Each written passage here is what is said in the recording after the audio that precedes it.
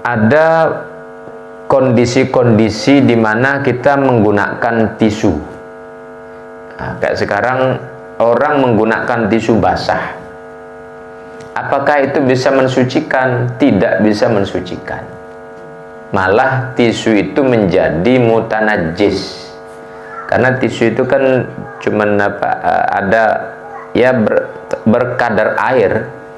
Tapi kalau dipakai membersihkan najis, kalau bayi misalnya kencing pakai tisu, kencingnya itu malah nempel di tisu itu. Maka ketika itu digosok ke sana kemari, jadi bayi itu ke sana kemari jadi kena najis lagi dia. Maka kalau menceboi bayi, anak kecil, tidak usah pakai tisu. Kecuali darurat pas di jalan, nah darurat ya.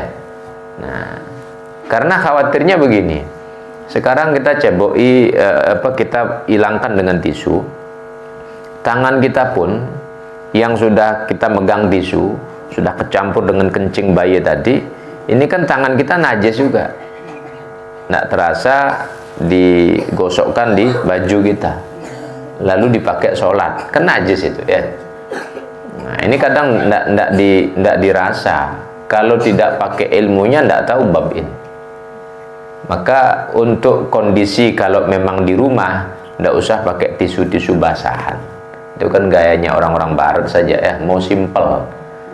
Tapi sebenarnya untuk tujuan pembersihan, pensucian, tidak masuk kalau pakai tisu itu.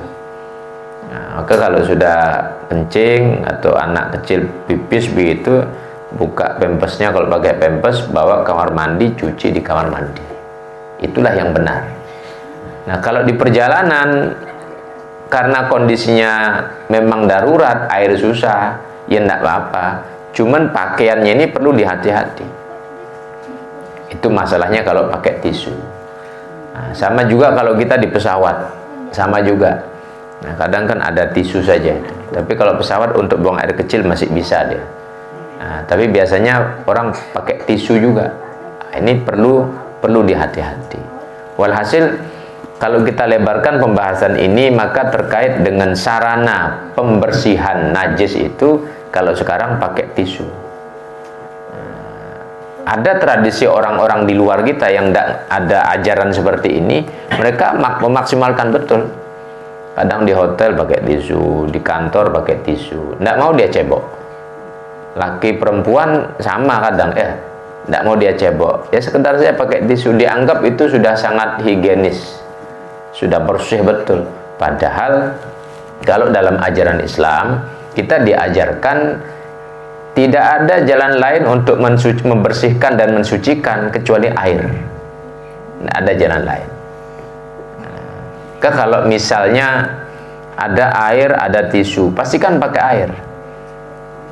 Kalau misalnya airnya terbatas, tidak apa-apa, untuk mengangkat najisnya tadi tisu tidak apa-apa. Habis itu buang airnya untuk membersihkan sisanya kalau airnya sedikit. Caranya begitu. Ya, walhasil karena di sini juga ada ibu-ibu yang ikut ngaji ya. Ini ibu-ibu, ada mbak-mbak juga.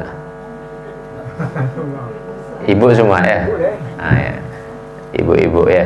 Kalau mbak-mbak tidak ada. Ini soalnya ada yang masih emas-emas. Baik. Jadi artinya untuk pengalaman tentang bayi, anak, maka kita ambil jalan pintas. Jika di rumah tidak usah kita pakai tisu-tisuan.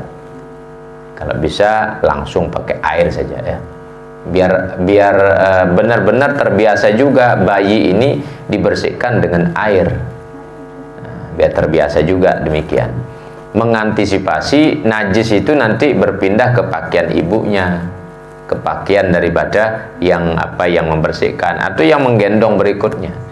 Ibunya membersihkan, nanti yang gendong bapaknya. Bapaknya bisa juga kena bekas-bekas tadi kalau itu masih basah. Nah, maka perlu diperhatikan baik-baik. Catatan, bersuci dengan batu dapat dilakukan dengan hanya sebuah batu, tapi harus memiliki tiga ujung, tiga sisi. Bila ada bekas najis sangat sulit hilang, maka hukumnya dimaafkan. Bila najis sudah mengering, maka taharah harus dilakukan dengan air.